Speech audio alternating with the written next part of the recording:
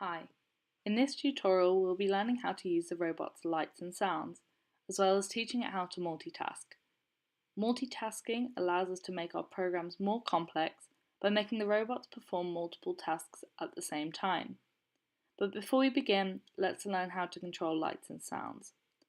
Like the motor action blocks used before, the action blocks for both the lights and sounds are found under the green tab. This is a sound block and it is shown by a small speaker. The sound action block allows us to play files, tones and notes. In this example we're going to be using notes. When we select this, it allows us to choose the note we want to play, the duration we want to play it for, the volume and whether we want it to be repeated. And in this example I'm going to pick the note C and play it for 2 seconds. To control the light we can use an action block called brick status light, which we can just drag up here. We want to select the on icon denoted by the light bulb, and then we can choose what colour we want it to be, green, yellow or red, and for this example I'm going to choose red.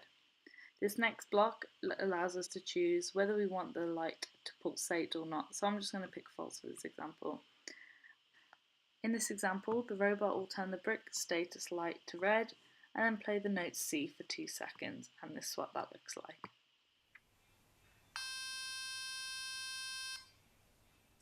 Another way we can do this is to multitask. This means playing the note at the same time as the lights change, rather than doing one after the other.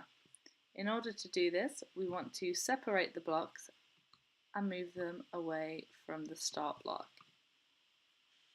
From here we create 2 threads, one from the start block to the light and one from the start block to the sound. Now when the robot begins, it will follow both threads, meaning it will change the light at the same time that it plays the sound. And that will look like this.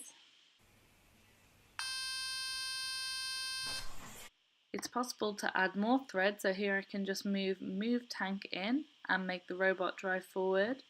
And we can just create another thread there, and that's what this will look like.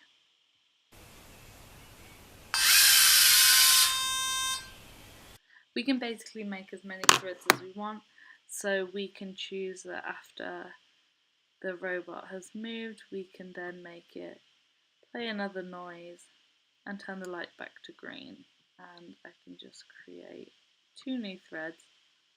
That's it for this tutorial. See you next time.